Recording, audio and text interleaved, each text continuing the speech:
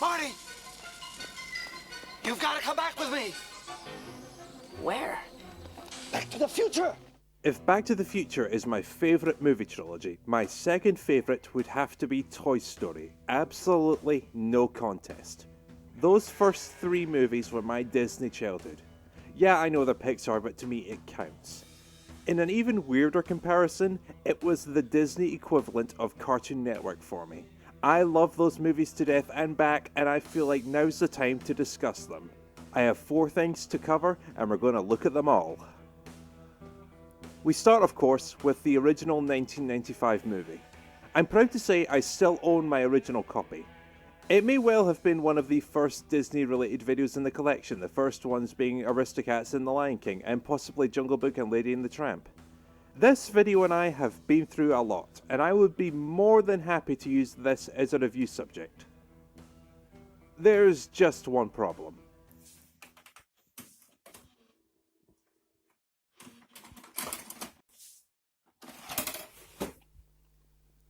The video is broken. As you can see, the tape reels are no longer connected. I have no idea when this happened, and even more irritating, I can't repair it.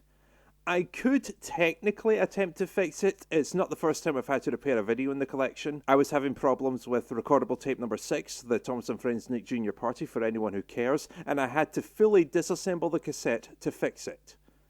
With Toy Story, one of the screws in the video shell is damaged, so I actually can't open it even if I wanted to. So for this, we're going to have to go with the DVD version. Toy Story may well have been the first movie I ever saw on DVD. It was my father's copy at his house in 2000. I remember watching the first half of the movie up until the Pizza Planet struck, pausing to go to bed and then resuming from the same spot the next day. I remember it being amazing that we could start from the exact same place. DVD was cool as shit at that point. And yes, we could already do that with VHS, but there was a simple explanation here. I was 7 years old, and I was a simple-minded idiot. Anyway, on to the movie. As everyone knows, when a child leaves their bedroom, their toys all of a sudden come to life, as is the case of young Andy Davis. Andy's birthday is approaching, and his toys panic about the possibility of being replaced by a new, cooler toy. The leader of the toys, Sheriff Woody, makes it clear that no one is getting replaced. Every Christmas and birthday they go through this. With a group of army soldiers secretly supervising the kid's birthday party from the bushes, all seems to go according to plan until Andy's mom pulls out a surprise gift which turns out to be the all-new Buzz Lightyear action figure, who for some reason thinks he's a real space ranger.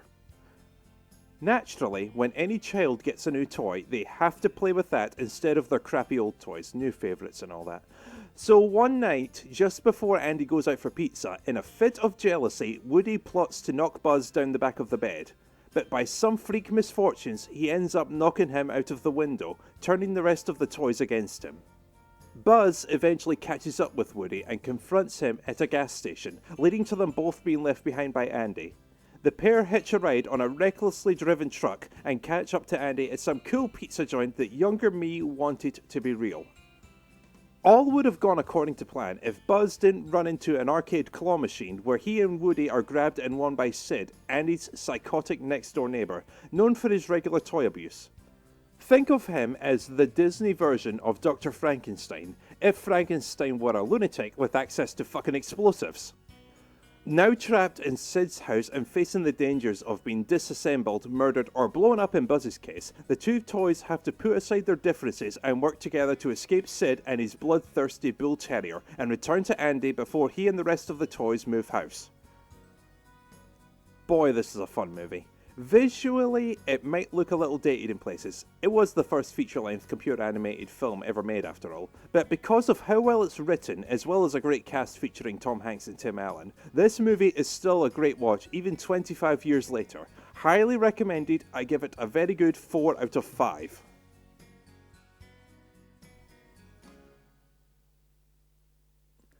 You know, that being said, I'm not sure if Toy Story became as big a deal to me until Toy Story 2 came out in 1999. To say that I like Toy Story 2 is a bit of an understatement. If you've seen the episode dedicated to my top 10 favourite films, you'll know that Toy Story 2 is in the top 5, losing only to The Italian Job from 2003, Groundhog Day from 1993, and the Back to the Future trilogy. It means that much to me. I learned only recently that this movie had a seriously troubled production. It started out as a 60-minute direct-to-DVD sequel that was nearly almost lost after an accidental hard drive wipe. They were able to recover it all, which was great, but then the decision was made to scrap everything and start afresh. This time for a theatrical release that had to be completed in only 9 months, presumably due to marketing and promotional demands. All that hard work and emotional and physical toll, and it gave us what is still, as of today, my favourite animated movie of all time. Let's have a look at it. I do now own a VHS copy of the movie, but since my first version of the movie was on DVD, quite possibly the first DVD I ever owned, that's the route we're taking. I would use Disney Plus for this, but no joke, when preparing for this review, the app actually crashed on me 2 minutes in. Even Disney Plus can't handle the awesomeness of this film. The movie begins with one of the greatest openings to any movie, flying through space at the speed of light, destroying robots and cameras, running from a big fucking spike wall, using amazing anti-gravity powers, all to find the ultimate source of power and kick some evil emperor ass! Or maybe not. Oh well, it's only a game. Anyway, Andy's about to leave for cowboy camp, the one time of the year where it's just him and Woody. He has 5 minutes to spare, so he decides to engage in some imagination time, only to result in Woody's arm being ripped. He's a bit of an antique at this point. Andy decides to leave him behind, resulting in Woody having a trippy nightmare about Andy abandoning him by dropping him into a haunted trash can. I was definitely not traumatized by this as a kid, I'm sure of it. I still remember the day I saw the movie in the theatres. Well, vaguely, I only remember this one scene. Why it's this one, I have no idea. Whilst attempting to rescue a toy that will only be seen once after this movie, Woody is found and stolen by Al McWiggin, an eccentric toy collector and the owner of Al's Toy Barn, who was also seen earlier in the movie in a TV commercial. Convenient.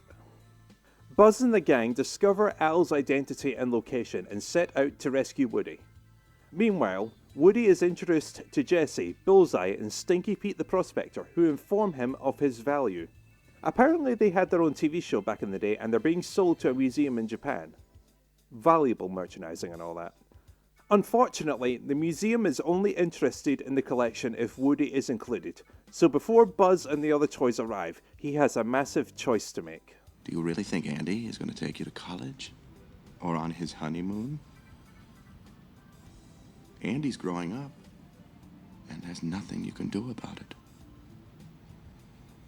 It's your choice, Woody. You can go back, or you can stay with us and last forever. No pressure though, Woody. No pressure. Man, do I love this movie. It has action, horror, dogs, car crashes, vandalism, fax machines, reckless driving, parkour, gruesome murder, a tragic backstory, a Star Wars reference, a Jurassic Park reference, educational aspects. It has everything a kid could possibly need. If I wanted to watch a Disney movie to kill time, this one was at the top of the list. 20 years and it never got old for me. I give it one of the best 5 out of 5s I've ever given.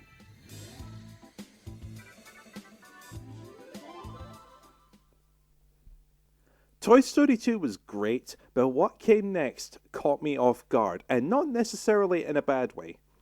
In August 2000, less than a year after Toy Story 2, out came Buzz Lightyear of Star Command, The Adventure Begins. This was a pilot movie for a TV series that would begin airing 2 months later, the movie being adapted into the first 3 episodes of the TV series.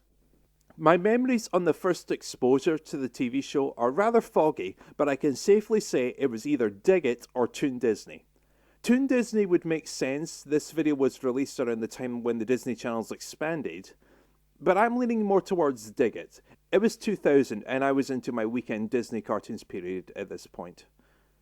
One thing I'd like to take note of is that John Lasseter, the head of Pixar, hated this show. I'm not entirely sure why. For all I know, maybe it had something to do with the executives at Disney exploiting the Toy Story series for as much as they could. I've done some searching and I can't find any definitive answer to this.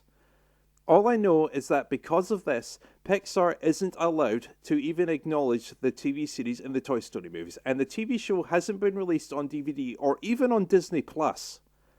I went back to re-watch a few episodes of the TV series a while back, and it still holds up. Is it something you absolutely have to watch? No, but can you go wrong with it? Not necessarily. It's most definitely still entertaining and interesting enough to warrant an episode or two. But let's take a look at The Adventure Begins.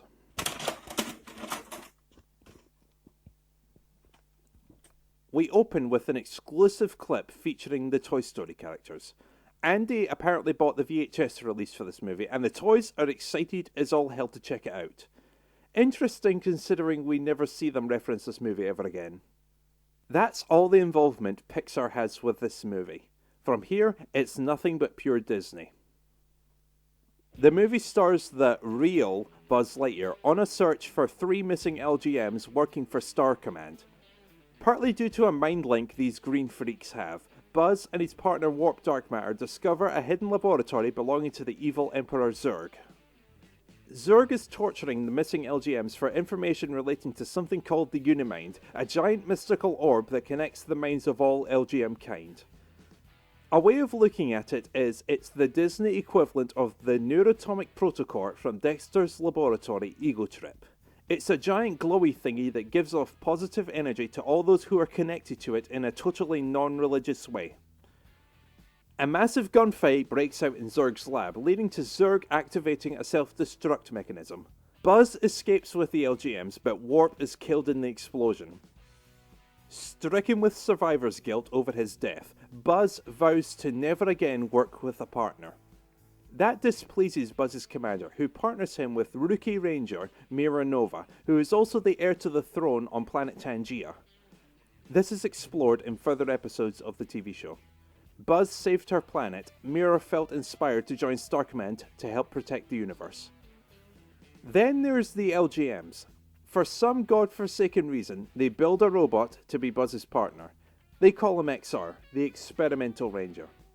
He's also unauthorized, but Commander Nebula doesn't need to know this. The convenient thing with XR, if he's blown up, the LGMs can repair him. Thank goodness for that mind link. If they didn't have that, God knows what they could do to XR. They could end up making him into a complete jackass. Meanwhile, Zurg infiltrates the home planet of the LGMs to find the location of the Unimind, leading him to send his robotic army to attack the planet in order to steal the orb for his own diabolical needs. Buzz and XR race to the rescue, but to no avail. Zurg's robots, led by someone only known as Agent Z, escape with the Unimind and XR is destroyed. Zurg pierces and corrupts the Unimind with evil energy, giving him the power to enslave the minds of every living creature in the galaxy. He incorporates the evil Unimind to a new Mega Ray and begins using it on every planet in the galaxy, including Star Command. Soon, only Buzz, Mira, XR, and kind-hearted but ambitious janitor, Booster, are the only people left who can defeat Zurg and restore the Unimind to its original positive state. Maybe after all this, Buzz will learn to accept help from a partner. Or 2. Or 3. You know, I'll give the movie and the TV show in general this. It may not be the most engaging or original TV show out there, but man is it entertaining. The humour, at least in the movie, is quite well done. The movie has a great ending, and the voice cast is really well done. Zurg is voiced by Wayne Knight, aka Al from Toy Story 2, and as far as I'm concerned, Zurg is one of his best roles. He is great in this. Did you make sure that the plus end went to the plus part and the minus end went to the minus part? Nicole Sullivan also does a really good job as Mira Nova, although after watching Kim Possible for close to 15 years, all I hear is Shigo. I'm sorry. I just wanted to help, and I thought this would be the best way. Hey, wait a minute. What are you doing down here?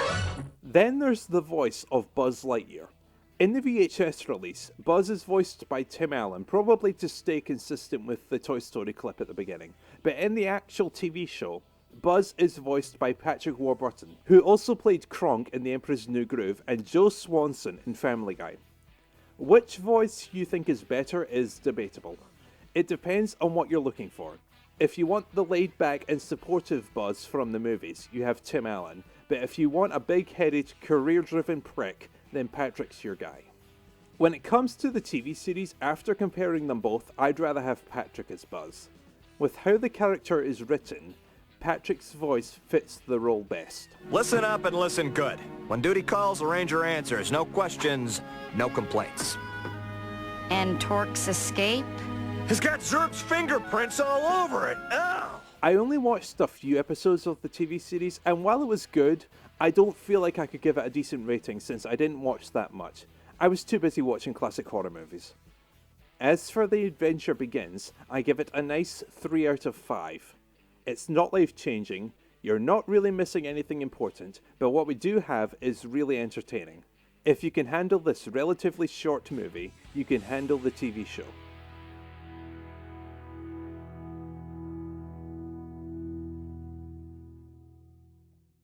Toy Story 2 came out in 1999, and by 2004 or 2005, I thought that was it. 2 movies and a decent TV show, as well as a slew of other really great Pixar movies. But then, in 2010, something caught me by surprise. Well, that's just great. No! Wait, they're making a third one? Did not see that coming, especially after 11 years. Like Toy Story 2, I remember the day I saw this in theatres, and hot damn, was it a fun time. It's been several years since Andy played with the toys. He's now 17 years old and getting ready for college. They grew up so fast. Like any teenager on the cusp of adulthood, he has no interest in keeping the very few toys he has left. So while Molly decides to donate her toys to the local daycare, Andy decides to leave his toys in the attic. At the last minute, probably for sentimental reasons, he decides to take Woody to college with him. Andy's mom mistakes the trash bag full of toys for rubbish in need of disposal and drops them at the curb. Assuming they're no longer wanted, Jessie talks the toys into going to Sunnyside Daycare, where they'll be played with for years to come. At Sunnyside, the toys are introduced to Lotso Huggin' Bear. He smells like strawberries.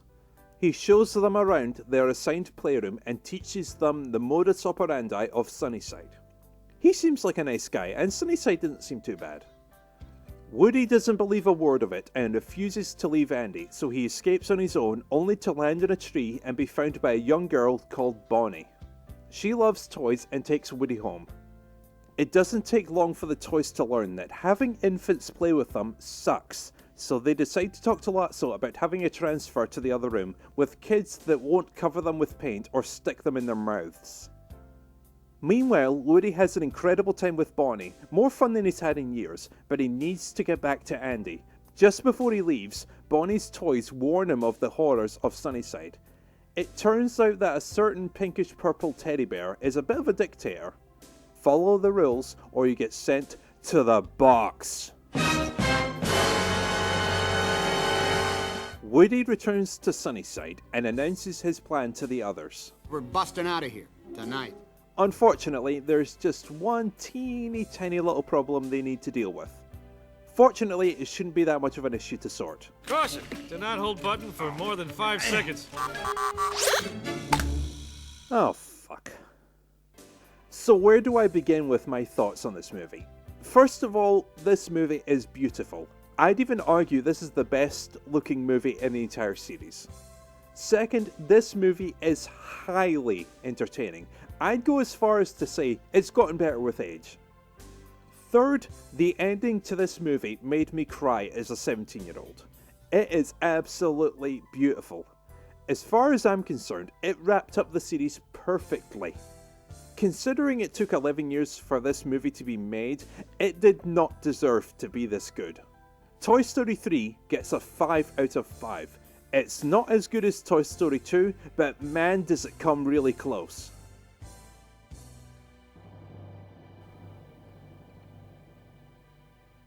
Now we need to talk about the rankings. We'll start with Buzz Lightyear of Star Command. It's a good TV show, a little generic in places, but still highly entertaining, so I'm putting it at number 37, ahead of Tour 2010 Live and the Disney Holiday Planners, and behind Funtime favourites and Daffy Duck's Fantastic Island. As for the Toy Story trilogy, I love these movies to death. It's enough to get them a spot at number 4, ahead of Singing Kettle Pirates and The Lion King, and behind the cartoon videos, Back to the Future 3, and Chases, Races and Runaways.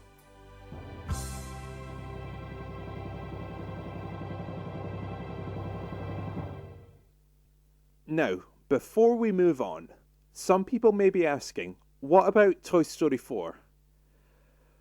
Well, time for one more story. As far as I'm concerned, Toy Story 3 was the perfect end to the series. About 7 years later, they announced Toy Story 4 for a 2019 release. Okay, fine, I'll take it. I didn't ask for it, but I'll take it. It came out in theaters in summer 2019 and I didn't see it. Maybe it had something to do with me watching Hobbs and Shaw as well as 22 Marvel movies, I'm not sure. Clearly I wasn't in a massive rush to see the movie. Then it came out on DVD and I thought, okay, I have a night free, now's the time to watch it. I popped it on, the opening looked nice, and that was it. It did very little for me. It all felt very unnecessary for me. I kept watching, but by the time I made it to the scene where Woody is walking down the dark road telling Forky about Andy, I became convinced. I turned to the love of my life and said, you know what? I don't think I like this movie. It actually hurt me to say that. Until that point, I viewed Toy Story as a perfect movie series, not a single bad movie. Then I saw this one, a Toy Story movie that I didn't like. I actually felt bad for not liking it. I gave it a second watch for this review. I really wanted to like it. I'm sorry, I think Toy Story 4 sucks. It's a feeble and unnecessary sequel. As far as I'm concerned, the series should have ended with 3. On the positive side, we still have 3 really great movies and a decent TV show, so it's not all bad. Hopefully we can say the same about this. It's a terrible transition, I know, but I'm running out of ideas at this point.